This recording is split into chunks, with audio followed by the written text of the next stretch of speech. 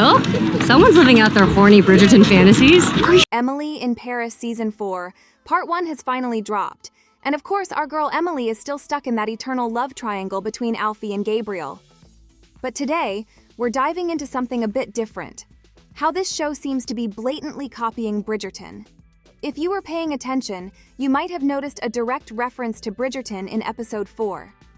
During the masquerade ball, as Emily and Mindy discuss Emily's never-ending love triangle, the camera cuts to a creaking carriage, and Mindy comments, Someone's living out their horny Bridgerton fantasies. For the die-hard Bridgerton fans out there, you know she's referring to the iconic carriage scene where Penelope and Colin get intimate for the first time.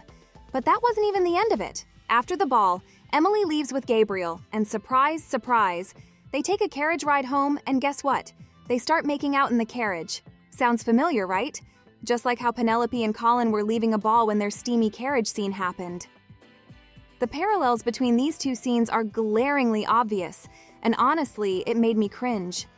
It's like the producers of Emily in Paris noticed how wildly popular that Bridgerton scene was and decided to jump on the bandwagon.